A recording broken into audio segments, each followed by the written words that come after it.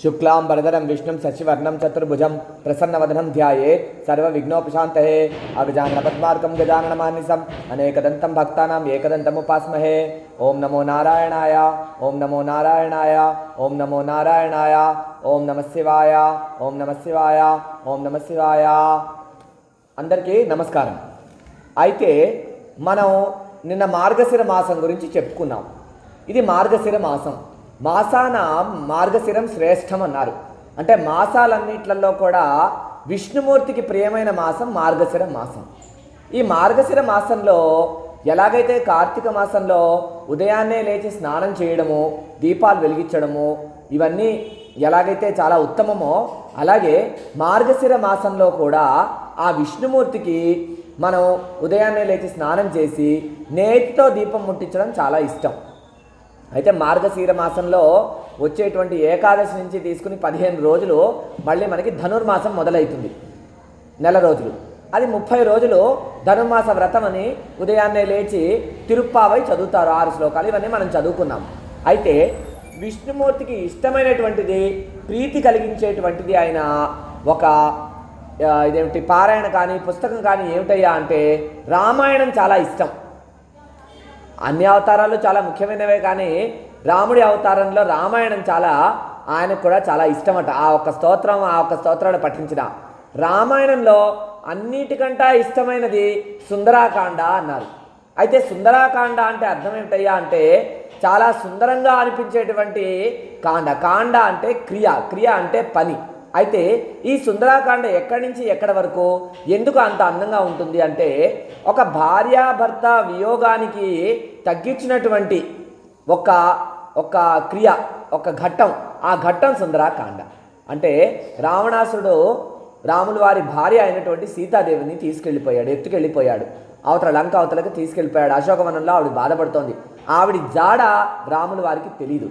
అలాగే ఆవిడ జాడ కనుక్కోవడానికని ఏం చేశాడు, సరే ఆయన వెళుతూ ఉండగా శబరి దారి చెప్తే శబరి తర్వాత ఆయన కిష్కింధ చేరాడు, సుగ్రీవుడితో మైత్రి చేసుకున్నాడు, వాలిని చంపి రాజ్యం సుగ్రీవుడికి ఇచ్చాడు। దానికి బదులుగా సుగ్రీవుడు నీకు నేను సహాయం చేస్తా అన్నాడు। ఇద్దరు కూడా ఒకరికొకరు వాగ్దానం చేసుకున్నారు। ఆ వాగ్దానంలో ఈ భాగంగా సుగ్రీవుడు ఏం చేశాడు, తన దండు అంటే ఆ కప్పులందరినీ కూడా, కప్పులు అంటే కోతులు, అయితే కోతులకి కప్పులకి తేడా ఏమిటంటే కప్పులు అంటే మనిషిలాగే ఆలోచన కలిగినటువంటి వాళ్ళకు కూడా శక్తులు ఉన్నారు కాబట్టి కప్పి అన్నారనమాట వాళ్ళని। అలాగే వాళ్ళ ఉన్న కపిలందరినీ కూడా వేరే వేరే భాగాలుగా విడిచేసి ఒక్కొక్క దిక్కుకి పంపించాడు। అయితే దక్షిణ దిశగా ఆంజనేయ స్వామిని, జాంబవంతుడిని, అంగదుడిని వీళ్ళందరినీ తీసుకుని దక్షిణ దిశగా పంపించాడు। ఆ దక్షిణ దిశగా వెళ్ళినటువంటి హనుమంతుడు సాగరం దగ్గరకు వచ్చిన తర్వాత అక్కడ వీళ్ళందరూ పొగడగా ఏమిటి, రాముల వారైతే సీతమ్మ వారిని వెతకడానికి వెళ్ళే వాళ్ళందరిలోకి కూడా ఆయన ఒక అంగుళికాన్ని, సీతాదేవి యొక్క చూడామణిని కనుక్కోవాలని అంగుళికాన్ని అది తీసి ఆంజనేయ స్వామికే ఇచ్చాడు। మరి ఆంజనేయ స్వామికే ఎందుకు ఇచ్చాడయ్యా అంటే ఆయనకు కూడా తెలుసేమో, బహుశా ఆంజనేయ స్వామి రక్షిస్తాడు కాబట్టి అని, ఆంజనేయ స్వామి దీని గురించి చెప్తాడని।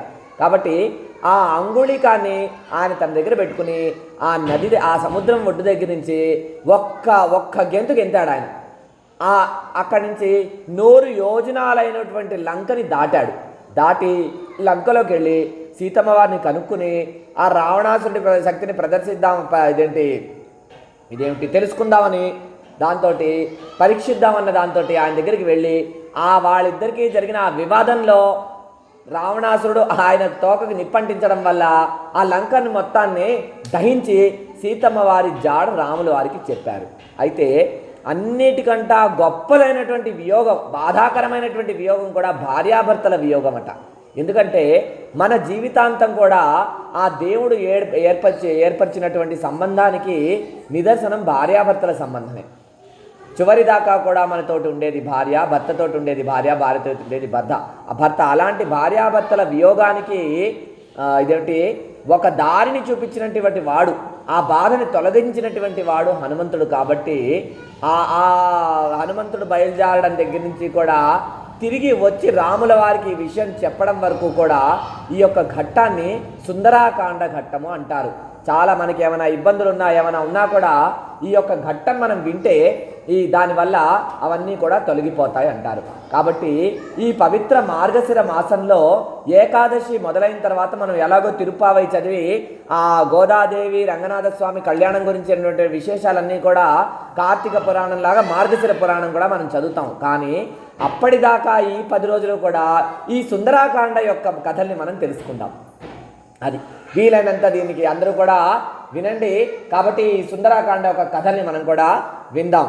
అలాగే ఈ సుందరాకాండ ఎక్కడి నుంచి మొదలయ్యిందయ్యా అంటే ఆంజనేయ స్వామి సీతమ్మ వారిని వెతకడానికి సముద్రం దాకా వెళ్ళి ఆ సముద్రం నుంచి ఆయన మొదలు పెట్టడం దగ్గర నుంచి కూడా ఈ సుందరాకాండ ఘట్టం మొదలైంది. అయితే శాంత చిత్తుడు, శాశ్వతమైన గొప్ప కీర్తి కలవాడు, ముక్తి ప్రదాత బ్రహ్మ శంకరుడు, ఆదిశేషులచే సదా సేవింపబడువాడు, వేదాంత గోచరుడు, విభుడు, జగత్పతియు, దేవతలందరికీ కూడా గురుతుల్యుడు, దయామయుడు, మాయామానుష నిగ్రహుడు, శ్రీహరియు, రఘుకుల తిలకుడు, రాజశ్రేష్ఠుడు అయిన శ్రీరామునికి నమస్కారం చేసుకుందాం. ముందు రఘునాథ, నీవు సర్వహృదయాల్లో నిండి ఉన్నావు.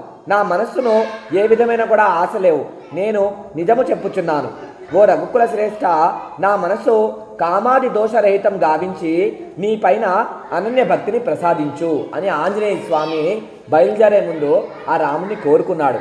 అత్యంత బలసంపన్నుడైన బంగారు పర్వతము వలె ప్రకాశించు శరీరము గలవాడు, రాక్షసులకు భయము కలిగించేవాడు, వనమును దహింపగలవాడు అంటే అగ్ని వంటి వాడు, జ్ఞానులలో శ్రేష్ఠుడు, వానర నాయకుడు, శ్రీరామునికి అత్యంత ప్రియభక్తుడైన వాయుపుత్రునికి నమస్కరించెదను.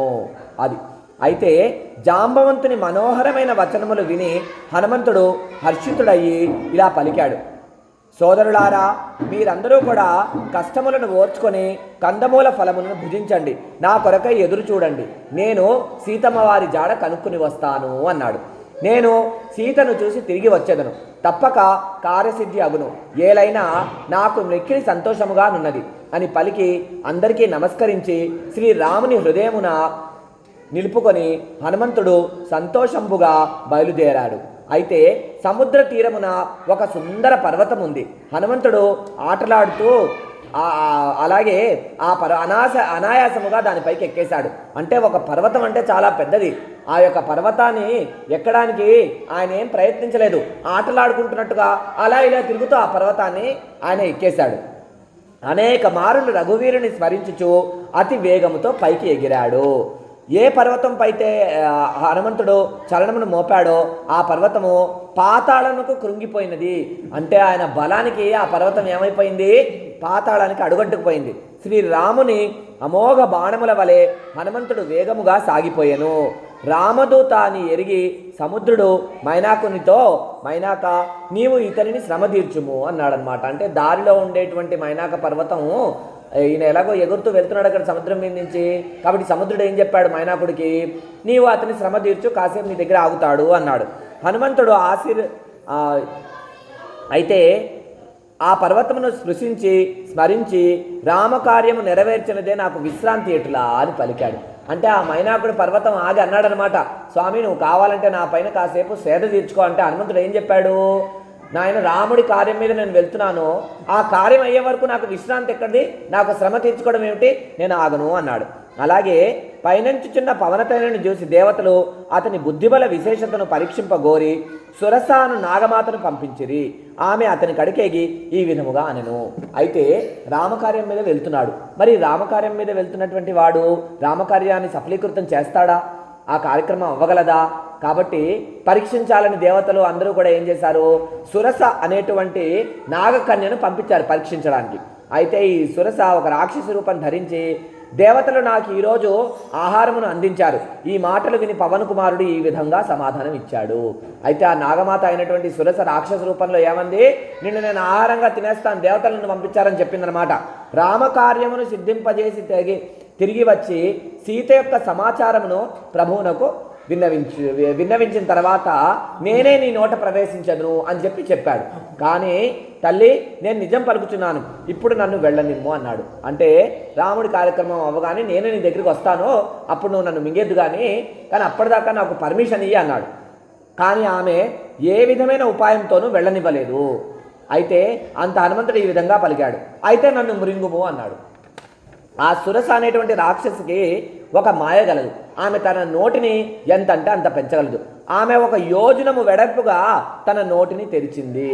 అంతటా హనుమంతుడు తన శరీరమును రెట్టింపుగా పెంచాడు. సురస నోటిని 16 యోజనములు వెడల్పు చేసింది. అంత హనుమంతుడు దానికి 2 ఇంతలు అంటే 32 ఇంతలు యోజనములు పెంచాడు. సురస తన నోటిని విస్తారము చేసిన కొలది హనుమంతుడు తన కాయాన్ని రెట్టింపుగా పెంచుతూనే ఉన్నాడు. తుదకు ఎప్పుడైతే తన నోటిని 100 యోజనములుగా తెరిచినదో అంత హనుమంతుడు అతి సూక్ష్మ రూపం ధరించాడు.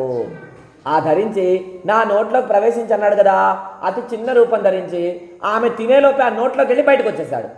అయితే ఆమె నోటిని ప్రవేశించి తిరుగు బయటకు వచ్చి ఆమెకు నమస్కారం చేసి ఇలా అన్నాడు. అయితే సురస ఈ విధంగా పలికింది, నేను నీ బుద్ధిబల్ల రహస్యముని తెలుసుకున్నాను. ఇందులకే దేవతలు నన్ను పంపించారు. నీవు శ్రీరాముని యొక్క కార్యక్రమను నెరవేర్చినావు. నీవు బుద్ధిబల సంపన్నుడవు. ఈ విధంగా ఆశీర్వదించి ఆమె వెడలిపోయింది. హనుమంతుడు ప్రసన్నుడై ముందుకు సాగాడు. అంటే రామకార్యం మీద వెళ్తున్నాడు కదా, మరి ఆయన దాన్ని సఫలీకృతం చేయగలడో లేదో అందుకని పరీక్షించాలని సురస ఏం చేసిందంటే పరీక్షించింది. పరీక్షలో నెగ్గాడు. అందరికీ నమ్మకం కుదిరింది. అలాగే సముద్రములో ఒక రాక్షసి నివసించుచుండెను. అది దాని మాయచే ఆకాశంలో ఎగిరే పక్షులను పట్టుకొని చుండెను. ఆకాశమును ఎగురుచున్న జీవి జంతువుల నీడను నీటిలో చూచి వాటిని పట్టుకుంటూ ఉండెను. ఆ రాక్షసి పేరు ఛాయాగ్రహిణి. ఆమె చాలా తెలివైన రాక్షసి. మనం ఇలా ఎగురుతున్నాం అనుకోండి, పైన ఉందనుకోండి, నీడని పట్టుకునేది ఆమె. ఆ నీడను పట్టుకుని ఆ నీడ ద్వారా వాటిని లాగి వాటిని మిరింగేస్తూ ఉండేది. ఆ నీడను పట్టుకొని చుండేది. దాని వలన అవి ఎగరలేవు. ఈ విధముగా ఎల్లప్పుడూ ఆకాశంలో ఎగిరే జీవులను తినుచుండేది. అదే పద్ధతిని హనుమంతునిపై ప్రయోగించింది. హనుమంతుడు వెంటనే ఈ మోసమును గ్రహించెను. వీరుడైన వాయుపుత్రుడు దాన్ని చంపి అతిరథుడై చాలా ధీరుడై సముద్రమును దాటెను. అచ్చటికి వెళ్ళి ఆ వనశోభను గావించెను. మధులోభము చే తుమ్మెదలు జుంకారములు చేయుచుండెను. అనేక విధములైనటువంటి వృక్షములు ఫలపుష్ప సముదాయములతో శోభిలుచుండెను. అంటే ఆయన బయట నుంచి ఒక పర్వతం మీద దాటగానే ఎక్కి ఆ శ్రీలంకను చూశాడు. ఆ శ్రీలంక ఎలా ఉంది? చాలా అందంగా ఉంది. రకరకాల పుష్పాలు ఉన్నాయట. రకరకాల బంగారు వెన్నెలతో కూడినటువంటిదై ఉందట ఆ శ్రీలంక. అలాగే పశుపక్ష సమూహాలను చూసి అతని మనసుకు ఆనందము కలిగెను. రకరకాలైన పక్షులు అన్నీ కూడా ఉన్నాయట అక్కడే. ఎదుట ఒక విశాల పర్వతమును చూచి అతడు నిర్భయముగా దానిని అధిరోహించెను. ఆ పర్వతము దాటి ముందుకెళ్ళాడు. అయితే శంకరుడు ఈ విధంగా చెప్తున్నాడు పార్వతితోటి, ఉమా, ఇందులో కపి యొక్క గొప్పతనం ఏమీ లేదు. ఇది ఎంతయో కూడా ప్రభు శ్రీరాముని మహిమ. ఆయన భక్తుడు కాబట్టి ఆయన భక్తులందరికీ కూడా అటువంటి యొక్క ఇదేమిటి శక్తే కలుగుతుందన్నమాట. అయితే అతడు కాలుని కూడా మృంగగలడు. అంటే కాలాతీతుడు. కాలుడు అంటే యముడు అనమాట. యముడిని కూడా ఆయన మింగేయగలడు అనమాట. కాలాతీతుడు అన్నారు. అందుకే ఆయన్ని పర్వతము పైకి ఎక్కి అతడు లంకను చూసెను. అది వర్ణింపనలవి కాని గొప్ప దుర్గము. అంటే లంకలో ఉండే పర్వతముని కూడా ఇదేమిటి కోటని దుర్గము అని కూడా అంటారు. అయితే ఆ దుర్గము చాలా అందంగా ఉందట. అది మాటలలో అసలు ఎవరు వర్ణింపలేరు. అది అత్యంత ఉన్నతమైనది. 4 వంకల సముద్రము చే చుట్టబడి ద్వీపములో ఉన్నది. లంక అంటే ద్వీపము అన్నమాట. 4 వైపులా నీళ్లతోటి ఉండేటువంటి మధ్యలో ఉండేటువంటి భూమిని లంక అంటారు. అందుకే ఆంధ్రప్రదేశ్లో చాలా బబ్బర్ లంక, ఆ లంక అంటూ ఉంటారనమాట. లంకలు అంటారనమాట వాటికి. అది అలాగే 4 వైపులా నీళ్లతోటి ఉండేటువంటి లక్ష్మీ స్థానమైనటువంటిది. ఎందుకంటే అక్కడ విపరీతంగా ధనం అది కూడా ఉంది. అది లక్ష్మీ స్థానం అనమాట. కాబట్టి శ్రీలంక అన్నారు దాన్ని. శ్రీ అంటే లక్ష్మీదేవి అనమాట. అలాగే లంక 4 వైపులా నీళ్ళతో ఉండేది. అంటే ధనంతో కూడా ఉంది. బంగారంతో చేసినటువంటి మేడలు ఓడలు కూడా ఉన్నాయట అక్కడ. అలాగే చిత్ర విచిత్రమైన మనులు పొదగబడిన బంగారు ప్రాకారముల లోపల అనేక అందమైన భవనములు ఉండెను. వీధులు, కూడలులు, అంగళ్ళు, సుందర మార్గములు, సందులు అంతటా అనేక విధములు అలంకరించబడి ఆ నగరమును శోభాయమానంగా ఒప్పారెను. హయ రథ గజ ఖర పద సైన్యములతో నిండి ఉన్నది. అంటే గుర్రాలు, రథాలు, ఏనుగులు, అది ఖరములు అంటే గాడిదలు, అలాగే రకరకాలైనటువంటి దాంట్లో. అయితే అవి ఎలా ఉన్నాయట? వాటిని ఎవరు లెక్కింపగలరు? లెక్కకి అలవి కానన్ని ఉన్నాయట. అసలు లెక్క కూడా తెలియట్లేదట అవి. వివిధ రకాలైన రాక్షస గణములు వారి యొక్క అత్యంత బల సైన్యము గూర్చి వర్ణించ సఖ్యము కాకుండెను. అయితే వనములు, ఉపవనములు, ఉద్యానవనములు, పుష్పవాటికలు, సరస్సులు, తటాకములు, బావులు, కూపములు శోభాయమానముగా నుండెను. నర నాగ దేవ గంధర్వ కన్యలు తమ రూప వైభవంతో మనస్సులను కూడా సమ్మోహితులను చేయుచుండిరి. అక్కడక్కడ పర్వతమాన విశాల శరీరులైన మహాబలులైన మల్లులు మల్ల యుద్ధములు చేయుచు గర్జించుచుండిరి. అంటే రకరకాల రకరకాల లోకాల్లో ఉండేటువంటి కన్యలు నృత్యాలు చేస్తున్నారట. అలాగే రాక్షసులు మల్ల యుద్ధాలు చేస్తున్నారట. వాళ్ళంతా కూడా విశాల శరీరాలైన అనేక కోట్ల భయంకర సైనికులు నగరపు నలుదిక్కులా రక్షించుచుండిరి. నగరాన్ని అన్ని చోట్ల నుంచి వాళ్ళు రక్షిస్తున్నారట. వేరొక వంక కొందరు దుష్ట రాక్షసులు దున్నపోతులను, మానవులను, గాడిదలను, మేకలను భక్షించుచుండిరి. తులసీదాసు ఎందుకు వీరి గాథను సంక్షిప్తముగా తెలియపరిచాడంటే, వీరందరూ కూడా రామబాణ సమూహమున పుణ్యతీర్థమును శరీర త్యాగము చేసి సద్గతి పొందారు కనుక. వీళ్ళ గురించి కొంత మాత్రమే చెప్తున్నాడు తులసీదాస్ తన రామాయణంలో. ఎందుకు కొంత మాత్రమే చెప్తున్నాడయ్యా అంటే, వీళ్ళందరూ కూడా ఒక్క రామబాణానికి అందరూ కూడా మటుమాయం అయిపోయారట. అయితే దాన్ని కూడా వాళ్ళు బాధ అనుకోవట్లేదు. ఆ దేవుడి చేతిలో మరణం లభించడం అన్నది అన్నిటికంట పుణ్యమైనటువంటి విషయం. వీళ్ళందరూ కూడా ఆ దేవుడి చేతిలో ఒక్క బాణం, రామబాణంతో వీళ్ళందరూ కూడా మటుమాయం అయిపోయారట. అనేక మంది కాపలాదారులు నగరమును రక్షించుట చూసి హనుమంతుడు మనసున ఈ విధంగా ఆలోచించాడు. నేను అతి సూక్ష్మ రూపమును ధరించి రాత్రి సమయమున నగరమున ప్రవేశించవలెను. హనుమంతుడు దోమవలే సూక్ష్మరూపము ధరించి నరహరి అయిన శ్రీరాముని స్మరించి లంకలో ప్రవేశించాడు. అంటే ఉదయాన్నే నేను వెళ్తే వీళ్ళంతా పట్టుకుంటారు కాబట్టి రాత్రి దోమ అంత సైజుకి వెళ్ళిపోయాడట. ఆయన సూక్ష్మ రూపం ధరించి వెళ్ళిపోయాడు. ఆయన అక్కడి నుంచి దాటుతుంటే ఆ లంక దగ్గర ఉండేటువంటి లంకిణి అన్న పేరు గల రాక్షసి, ఆమె కాపలా కాస్తుంది లంకని. శివని కూడా లోపల దూరనివ్వదు ఆమె. నా అనుమతి లేకుండా లోపల నీవెవరు అని అడిగింది. ఓ మూర్ఖుడా, నా సంగతి నీకు తెలీదా? ఎక్కడెక్కడి దొంగలందరూ కూడా నాకు ఆహారం కావాల్సిందే. మహాకపి హనుమంతుడు దానిని పిడికిలతో ఒక దెబ్బ కొట్టాడు. దాంతో అది రక్తం కక్కుతూ నేల కొరిగింది. అన్ని మాటలు మాట్లాడినటువంటి ఆ రాక్షసి రెండు చేతులు ఇలా జోడించి ఒక దెబ్బ కొట్టేటప్పటికీ ఆమె కింద పడింది. కింద పడి తిరిగి తనను తాను నిలదొక్కుని ఆ లంకిని లేచి నిలబడి వినయముతో చేతులు జోడించి ఈ విధముగా పలికింది. బ్రహ్మ రావణునికి వరమునిచ్చి తిరిగి వెళ్ళిపోవచ్చున్నప్పుడు నాకు ఒక మాట సంకేతంగా చెప్పాడు. రావణుడికి కపులతో మానవులతో మాత్రమే మరణం కలిగేటట్టుగా, వేరే వాళ్ళ ఎవరితోటి కూడా మరణం అవసరం లేనట్టుగా ఉండేటువంటి వరాన్ని రాముల వారు ఆయనకి ఇచ్చారు. ఎవరికి?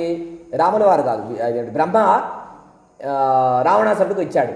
అయితే ఆ వరం ఇచ్చి వెళ్ళిపోతుంటే ఈ లంకినికి ఒక మాట చెప్పాడట. ఎవరు? బ్రహ్మ.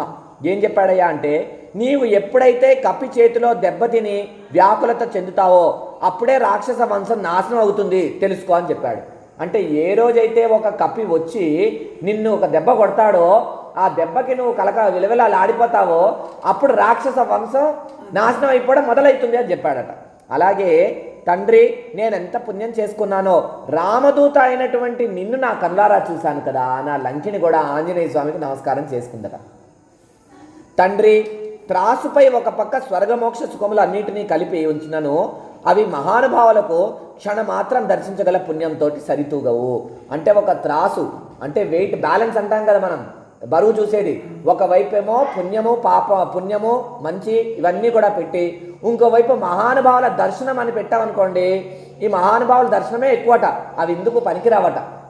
అంతట ఒక్క క్షణం మాత్రం వాళ్ళ దర్శనం మనం కలిగినా కానీ పాపాలన్నీ కూడా పోతాయట. అలాగే కోసలాధిపతి అయిన శ్రీరాముని మనసును ధరించి నగరంలో ప్రవేశించి కార్యక్రమాలను నెరవేర్చుకొనుము. విషము అమృతమగును, అగ్ని చల్లబడును, సముద్రము గోవు పాదముల వలె కాగలదు, శత్రువులు స్నేహితులు కాగలరు. అంటే ఈ మాట నాకు బ్రహ్మ చెప్పాడు. నువ్వు ఆ రాముని వారు తలుచుకుని లోపలికి వెళ్ళు, నీకు అన్ని శుభాలే జరుగుతాయి, చెడుగా ఉన్నవన్నీ కూడా నీకు మంచిగా జరుగుతాయి అని చెప్పాడు. అలాగే కాకాభూషుడి గరుడునకు చెప్తున్నాడు, ఓ గరుడా, శ్రీరాముని కటాక్షము సోకిన వారికి సుమేరు పర్వతము ఇసుక రేణువుతో సమానమైపోతుంది కదా. సుమేరు పర్వతం అంటే చాలా పెద్ద పర్వతం, అది అటువంటి పర్వతం కూడా చిన్న ఇసుక రేణువులాగా అయిపోతుందన్నమాట. హనుమంతుడు అతి సూక్ష్మ రూపమును ధరించి రాముని స్మరించుచు నగరముని ప్రవేశించాడు. ఒక్కొక్క భవనము శోధించెను. అక్కడక్కడ లెక్కింపనలవి కాని సైన్యమును చూసెను. వర్ణించ సఖ్యము కాని విధముగా అద్భుతంగానున్న రావణ మందిరంలో ప్రవేశించాడు. అసలు రావణ మందిరం ఎవరూ కూడా చెప్పలేరట, అంత అందంగా ఉందట. హనుమంతుడు నిద్రించుచున్న అతనిని చూచెను, కానీ మందిరంలో ఎచ్చట వైదేహి కనిపించలేదు. అతనికి ఇంకొక సుందర భవనం కనిపించను. అందులో భగవంతునిపై వేరొక మందిరము నిర్మించబడి ఉన్నది. అంటే ఆ మందిరం అంతా వెతుకుతూ ఆయన ఏం చేశాడు, ఎక్కడా సీతాదేవి కనిపించలేదు. అయితే లోపలంతా తిరిగాడు. అక్కడ ఆయనకి భగవంతునిగా ఒక మందిరం కనిపించిందట. ఆ భవనము రామాయుధములు చెక్కబడి ఉన్నవి. అంటే కోదండం ఉందన్నమాట. రామాయుధములు అంటే బాణము కోదండము కూడా ఉంది. వాటి శోభ వర్ణాతీతంగా ఉండెను. అచ్చట చిగురాకుల వంటి నిండి ఉన్న తులసీవనము చూసి కపిరాజైన హనుమంతుడు హర్షితుడాయను. లంకలో తులసీవనం ఏమిటి? ఆయన శివభక్తుడు కదా రావణాసురుడు. మరి అక్కడ తులసీవనం ఉందంటే ఎవరో విష్ణు భక్తులు ఉన్నారే. అయ్యో ఆహా, అయితే దానికి చాలా ఆనందం కలిగింది. లంక రాక్షస సమూహమును నివాస స్థానమై ఉండగా అచ్చట సజ్జన్ని గృహం ఏ విధంగా ఉన్నది అని హనుమంతుడు అనేక విధములుగా యోచించుచుండగా ఆ సమయమున విభీషణుడు మేల్కొన్నాడు. అంటే ఇవన్నీ చూసి అనుకుంటున్నాడు అనమాట, ఇక్కడ ఇవన్నీ ఉండడం ఏమిటి అనుకున్నాడు. అలా ఉండగా విభీషణుడు లేచాడు.